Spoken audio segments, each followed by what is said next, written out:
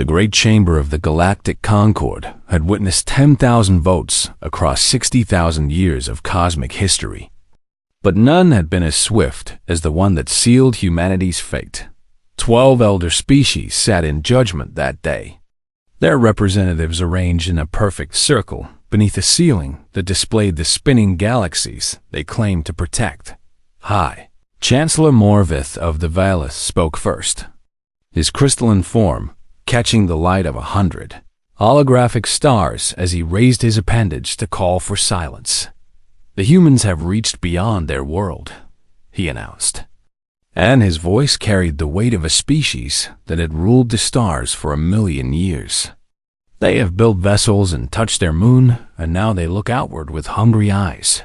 They are primitive, said Ambassador Thesic of the Morvani, her 4 eyes blinking in sequence as she studied the data streams before her. They still fight among themselves over resources and ideology and the color of their skin. That is precisely why they are dangerous, Morvith replied. And the chamber fell into uncomfortable silence. The Concord had seen primitive species before, had watched countless young civilizations take their first steps into the void. But something about humanity unsettled them in ways they could not fully explain. Perhaps it was the speed of their advancement, the way they had gone from wooden boats to nuclear fire in mere centuries. Perhaps it was their relentless drive, the stubborn refusal to accept any limit as permanent. Or perhaps it was something deeper, something the elder races sensed in the pattern of human history, a capacity for both tremendous creation and terrible destruction that defied easy categorization. I move for containment, Morvith declared. And the word echoed through the chamber like a death sentence. Containment was not extermination, the Concord told themselves. And it was not cruelty, but rather mercy in its highest form. They would simply place a barrier around the human star system, a quantum construct called the Veil that would prevent any signal from escaping and any ship from leaving humanity, would be free to live and grow within their own solar system, free to build whatever civilization they chose. But they would never touch the greater galaxy. They would never become a threat. The vote proceeded quickly, with 8 species raising their appendages and tendrils, and manipulators in favor of the Veil. 4 species abstained, uncomfortable with the decision, but unwilling to stand against the majority. None voted against, and so the Veil was deployed, a shimmering wall of impossible physics that wrapped around the Sol system like a cocoon, cutting humanity off from the stars they had only just begun to reach on Earth.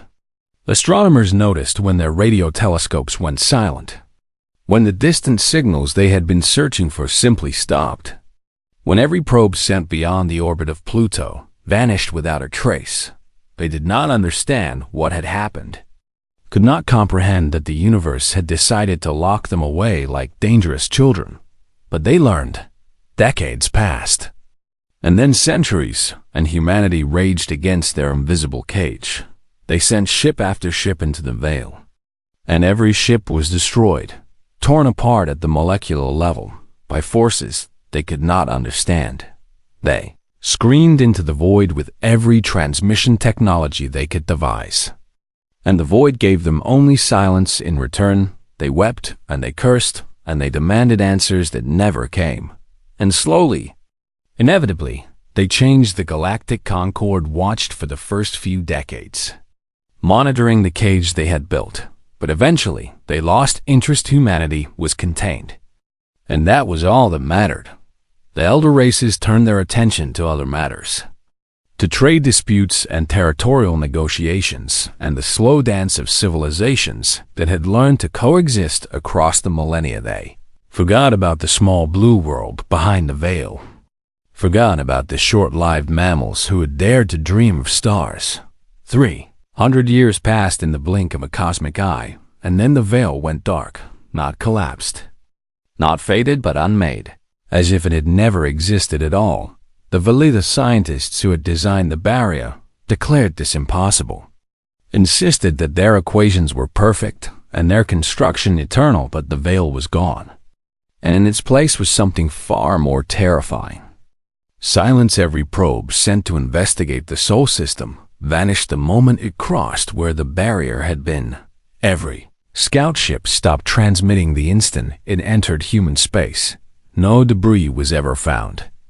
No distress signals were ever received, and no explanation was ever given. The Concorde dispatched a fleet, 100 warships from 6 different species, armed with weapons that could crack planets and shields that could withstand the fury of stars. That fleet entered human space and was simply erased, gone between one heartbeat and the next, leaving no trace that it had ever existed at all. Panic spread through the elder races like a plague, and then the message arrived. It came simultaneously to every world in the Concorde, burning itself into every screen and every communication device and every neural interface. Impossible to block and impossible to ignore. The words were simple, written in every language the galaxy had ever known, and they carried a weight that made ancient beings tremble. "We remember what you did to us," the message said. "We remember 300 years of silence and 300 years of darkness and 300 years of our children asking why the stars had abandoned them. We remember. And we are coming, and there will be no negotiation."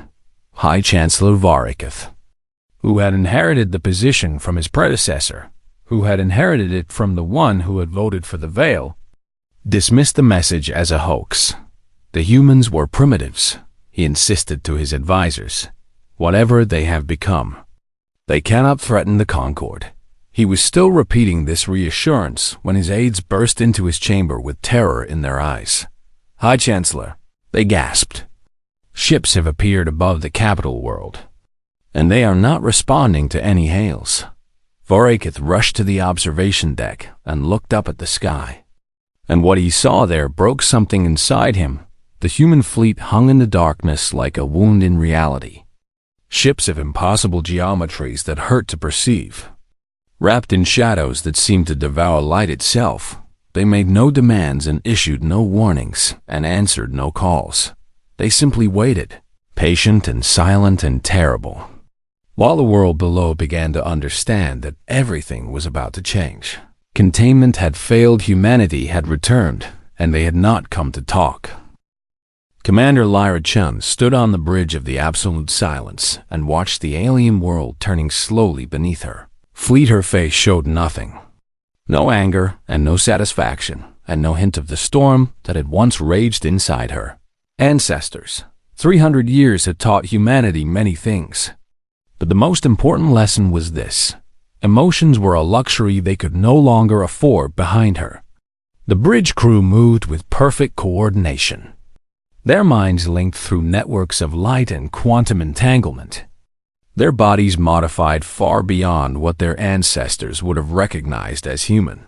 They did not speak aloud because speech was too slow, did not gesture because gestures were too imprecise, did not feel because feeling clouded judgment. They simply acted, each decision flowing from one mind to the next like water through connected vessels.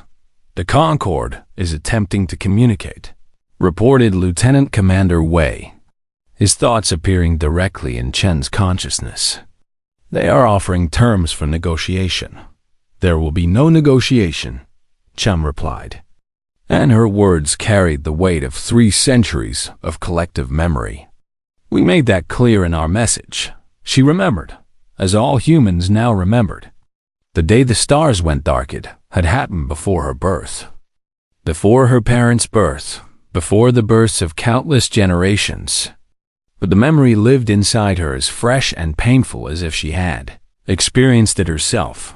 That was what the Concorde had never understood about humanity, what they had failed to consider when they built their cage. Humans were creatures of memory, beings who carried their history not just in books and records, but in their very bones. When the veil fell and the stars disappeared, humanity had faced a choice that would define their species forever. They could surrender to despair, could accept their imprisonment and slowly fade into comfortable extinction within their solar system, or they could adapt. They chose to adapt. The first century was the hardest. A time of chaos and conflict as the old nations crumbled and new orders rose from their ashes. Resources grew scarce as the population expanded, and wars were fought over water and land and the minerals needed to keep civilization functioning. Billions died in those early decades, and it seemed for a time that humanity might destroy itself before it ever escaped its cage. But from the ashes of the old world rose something new, a unified species bound together by a single purpose: survival. The second century brought the great integration. When the boundaries between human and machine began to dissolve, scientists who had once dreamed of reaching the stars turned their attention inward instead, mapping the human brain with precision that would have seemed like magic to their ancestors.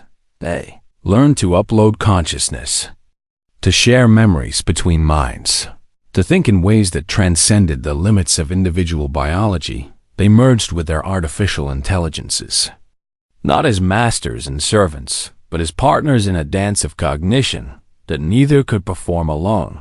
And they never stopped trying to break the veil. Every year, ships were sent against the barrier, and every year those ships were destroyed.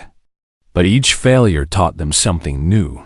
They learned about the quantum forces that held the veil together, about the dimensional mathematics that made it impenetrable to conventional physics, about the minds of the beings who had built it.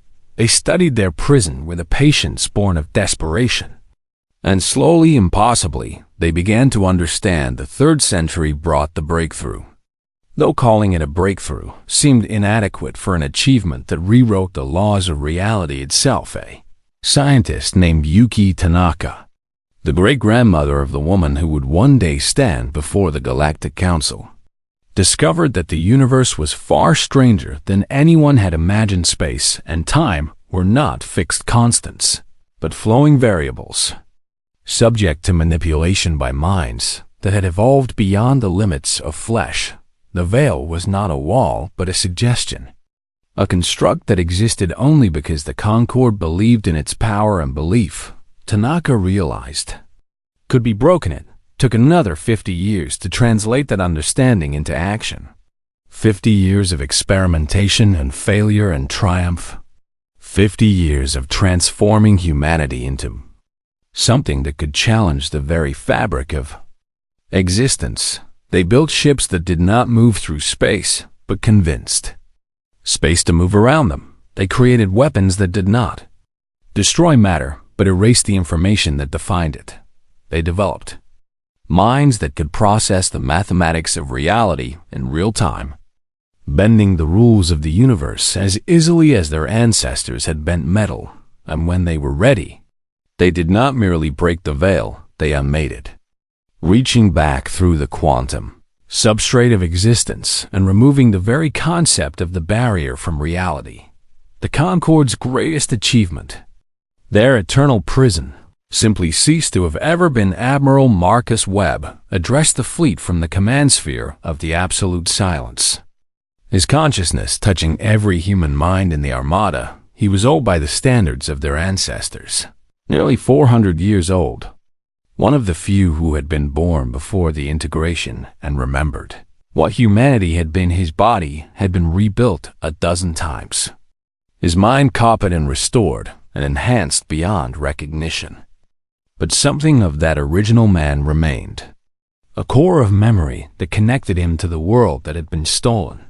The Concord believed they were containing a threat, he said, and his words flowed through the shared consciousness like a prayer. They looked at our primitive vessels and our divided nations and our short lifespans, and they decided we were too dangerous to be allowed among the stars. He paused, and in that pause was the weight of 300 years of silence.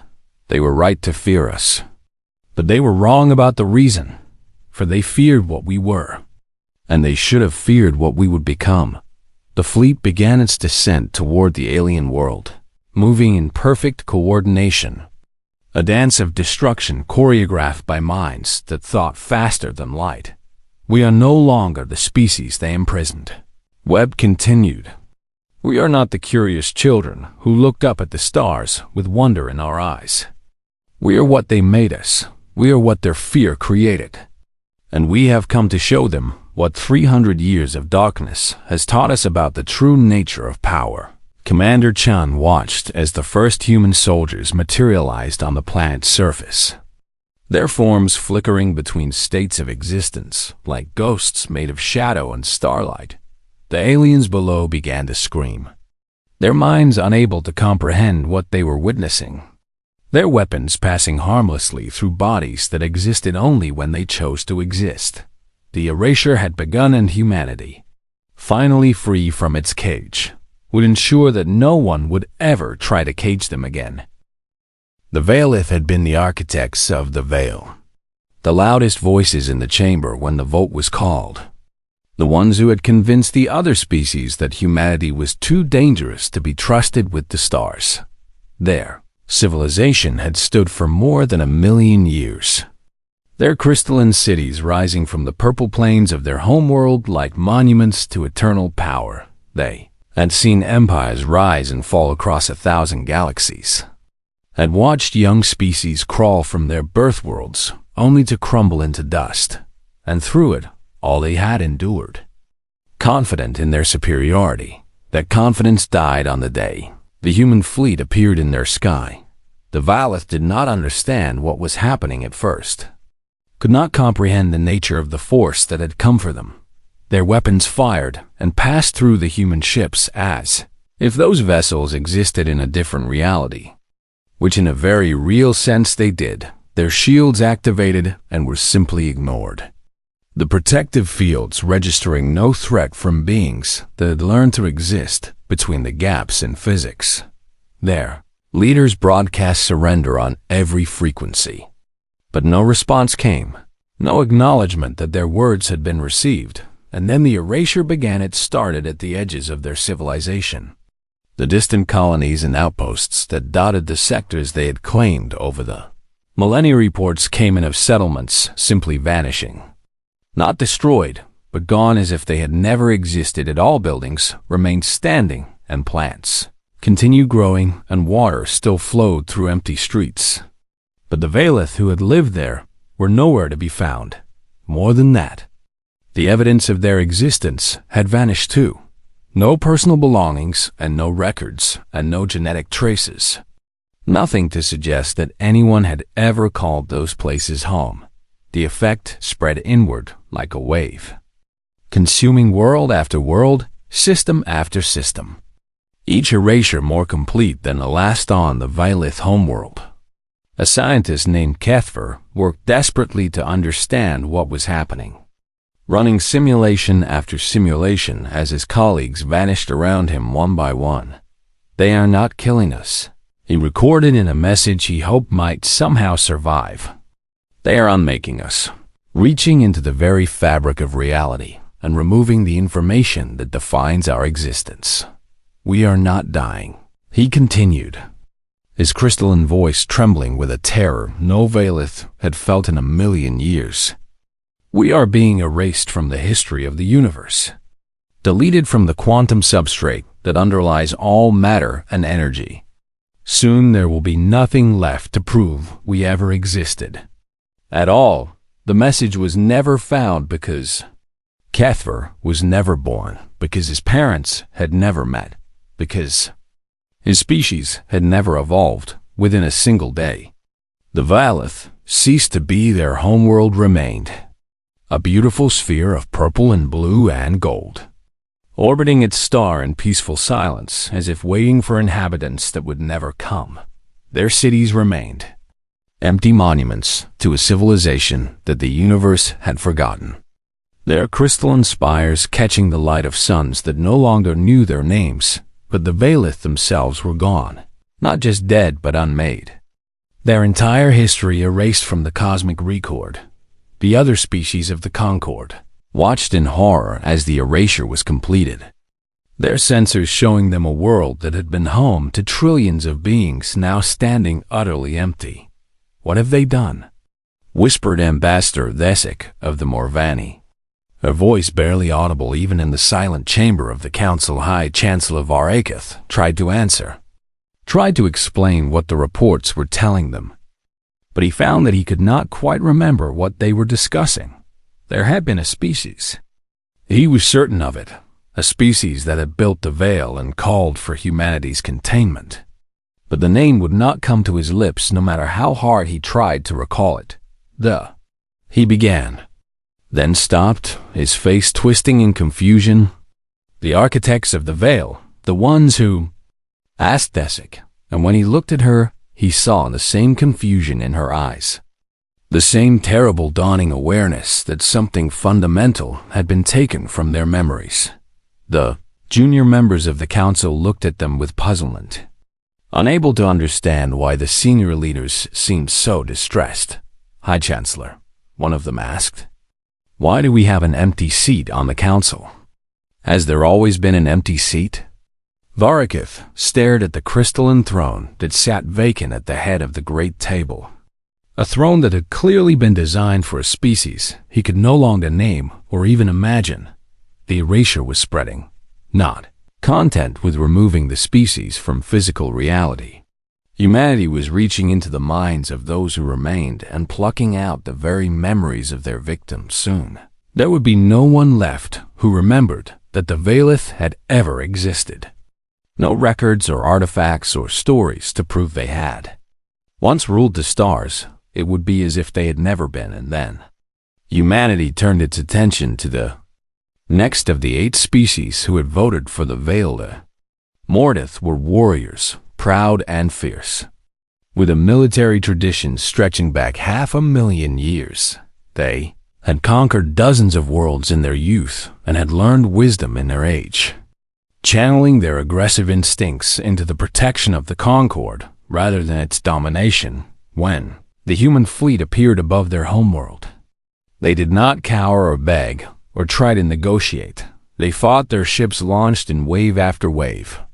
Thousands of vessels piloted by beings who had been bred for combat across countless generations, their weapons fired in coordinated barrages that would have shattered planets and broken the backs of any conventional fleet. Their soldiers stood ready on the ground below, prepared to defend their homes to the last breath. It made no difference. Human ships did not dodge or weave or deploy countermeasures because they did not need to. For every weapon fired at them simply passed through without effect. The human soldiers did not fight because fighting implied the possibility of defeat. And defeat was no longer possible for beings who had mastered the fundamental forces of reality. The Mortith fleet vanished first, then the cities, then the memories within hours. Another empty seat appeared in the council chamber. Another throne, designed for beings no one could remember. Ambassador Desic watched the second erasure from her quarters, her heart's pounding with a fear she had never known. Her species had abstained from the vote 300 years ago, uncomfortable with the decision, but unwilling to stand against the majority. Would that be enough to save them? The human message echoed in her mind. 8 species voted for the Veil, and 8 species will cease to have ever been. The 4 who abstained will be spared, to remember and to warn. She fell to her knees before the window, watching the stars that suddenly seemed so fragile, and she prayed to God she had not believed in since childhood that the humans would keep their word.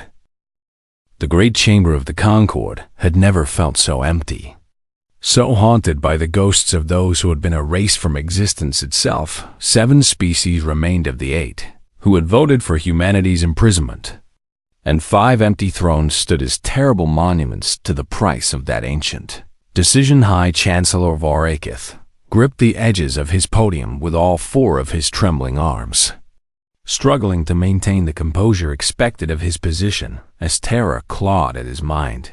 He could no longer remember the names of the erased species, could no longer picture their forms or recall their histories, but he could feel the absence of them like holes in the fabric of his consciousness. "We must act," he declared to the assembled delegates, his voice cracking with desperation.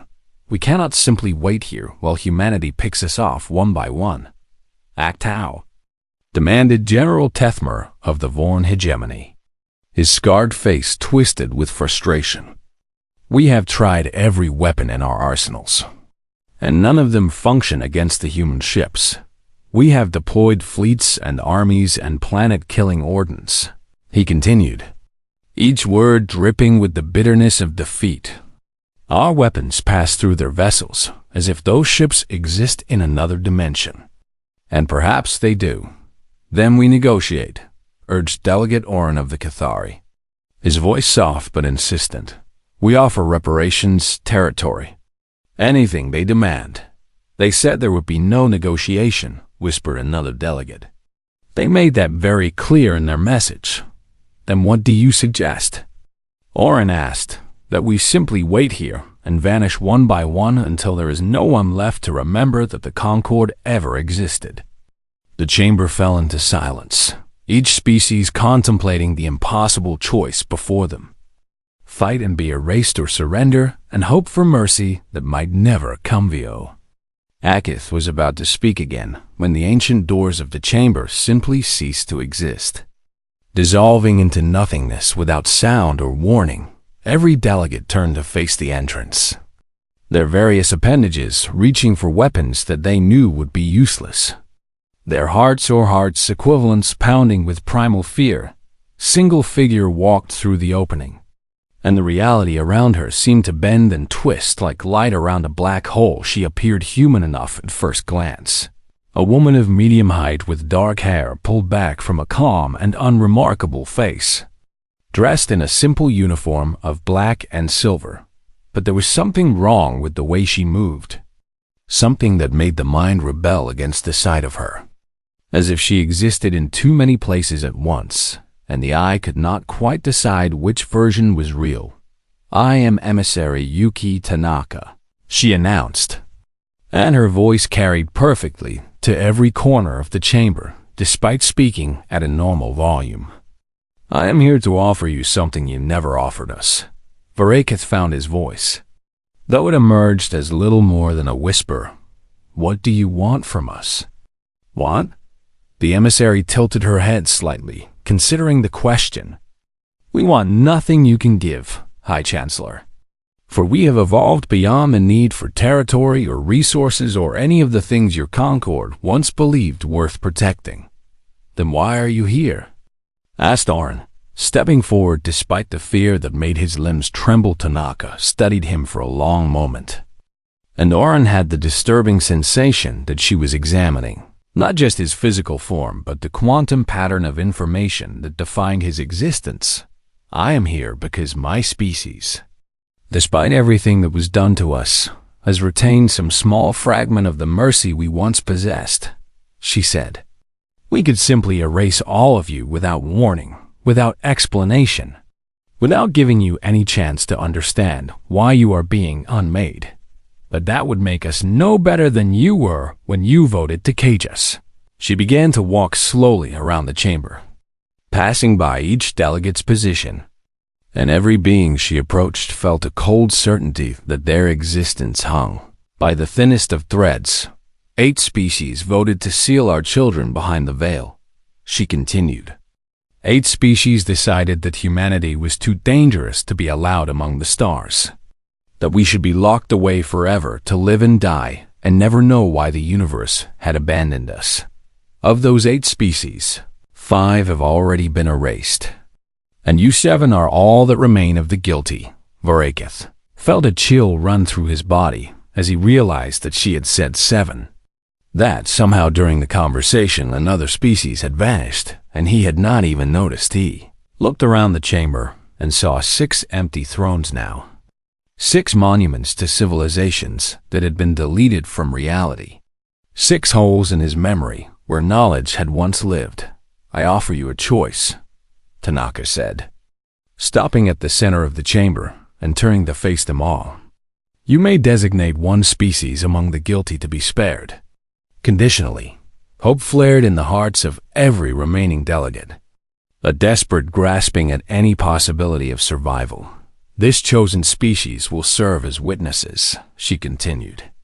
"They will carry the memory of what the Concord did and what humanity became, and they will tell every civilization they encounter for the rest of eternity why 8 great powers no longer exist.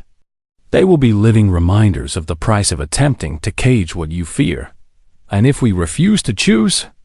Asked General Tethmer, his warrior's pride demanding that he show no fear even in the face of annihilation. Tanaka smiled. And there was nothing warm or human in that expression. Then you all become silence. And we will find other witnesses among the species who abstained. They did not participate in our imprisonment, she added, but they did nothing to stop it either. And perhaps they should be the ones to carry the burden of memory. The delegates looked at each other, each one calculating their chances. Each one preparing to make the argument for their own survival at the cost of the others. You have 1 hour to decide, Tanaka said. Choose wisely, for this is the only mercy humanity has left to give. She did not leave through the door, but simply faded from existence. Her form dissolving into shadows that scattered like frightened birds. The chamber erupted into chaos as every delegate began speaking at once, each one declaring that their species deserved to survive, each one listing the reasons why they should be chosen. As witness Svorak watched the display with growing despair, knowing that no matter what they decided, most of them would not survive to see another sunrise. The hour began to count down, and the fate of 7 civilizations hung in the balance. The council stood frozen in terror as the final minutes of their hour ticked away. Each delegate paralyzed by the weight of the impossible choice before them. 6 species voted for self-preservation, each nominating themselves as the ones who deserved to be spared, each presenting arguments that ranged from desperate pleading to cold calculation. High Chancellor Varakith argued that his species had led the Concord for millennia and understood the burden of carrying.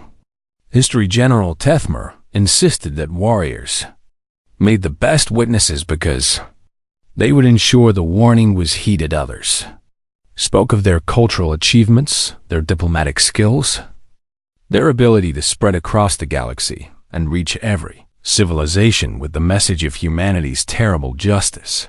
Through it all, Delegate Orn of the Cathari sat in silence, his expression troubled, his hands folded before him as he listened to his fellow council members bargain for survival. When the voting finally concluded and 6 species had each nominated themselves, every eye turned to Orn, who had not yet spoken. Delegate Orn, Varakith called out, a hint of irritation in his voice. The Cathari have not voted, and we have only minutes remaining before the human emissary returns. Orn stood slowly, his aging body creaking with the weight of years that suddenly seemed so precious.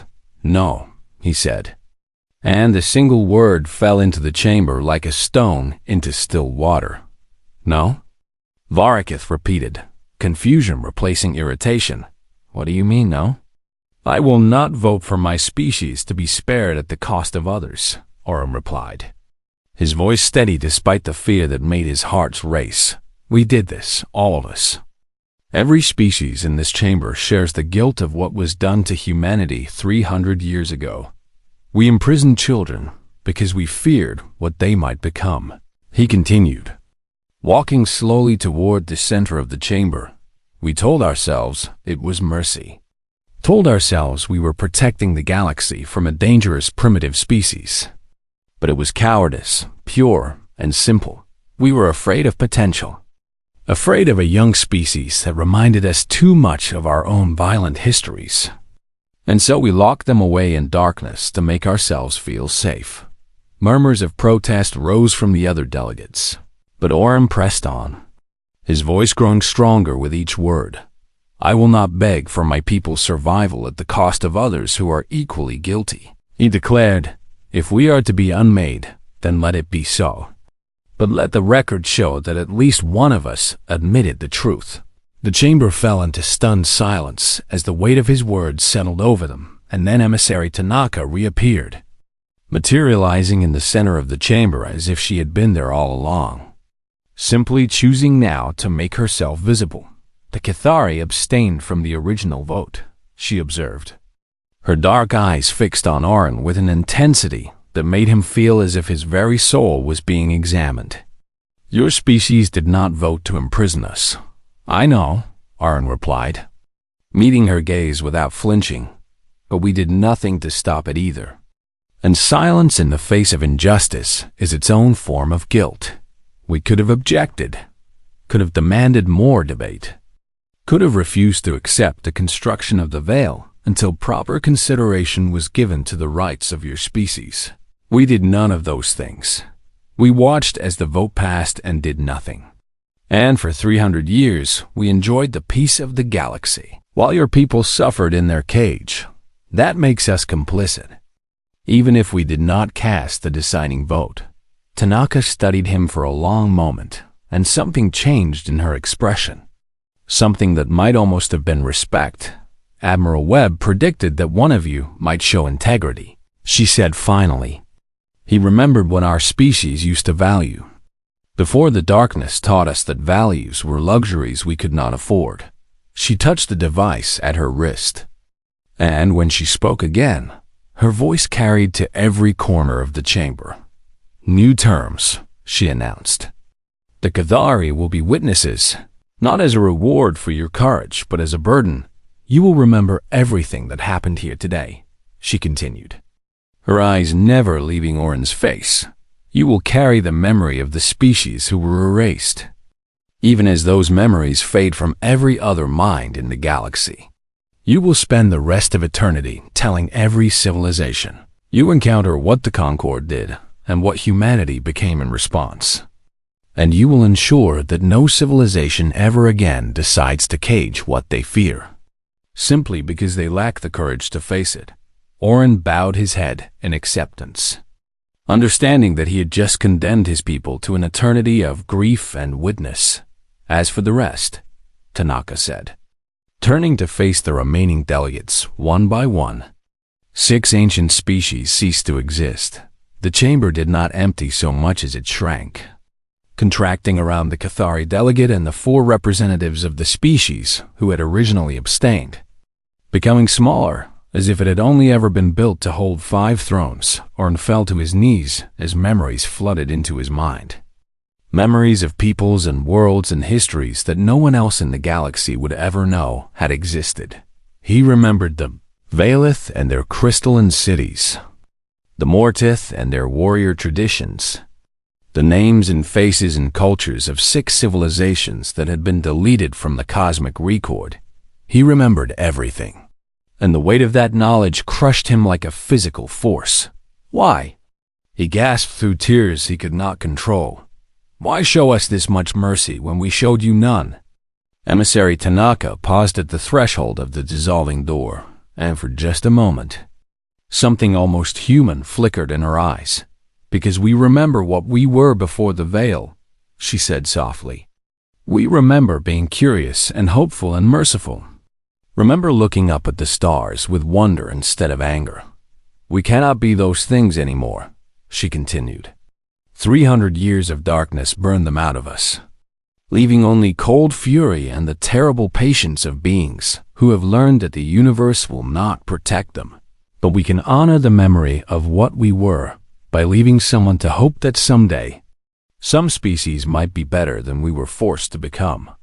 She stepped through the door and was gone, and the chamber sealed behind her as if no entrance had ever existed. Oren remained on his knees for a long time, weeping for the dead and the erased and the lost, weeping for humanity and what they had been forced to become, weeping for the galaxy that would never understand the price of fear. When he finally rose, he looked at the 4 remaining delegates, the survivors who would share his burden of witness. "We have work to do," he said, wiping his eyes with trembling hands. "We have a story to tell, and an eternity to tell it." And so the Cathari became the witnesses, traveling the stars for 10,000 years with a single message that echoed through every corner of the galaxy. "Humanity endures," they warned. "Humanity remembers, and humanity will never be caged again. Treat them with respect, for they have seen what we could not imagine, and they have become what we could never survive. And if you ever think to lock them away in darkness, remember the Concord, and remember what your fear will create. The stars listened, and the stars remembered, and for 10,000 years, no one dared to challenge the species that had transformed terror into transcendence. Humanity had come for total erasure, and they had achieved it, but they had also left behind a warning, a hope, and a reminder that even monsters remember what it felt like to be human.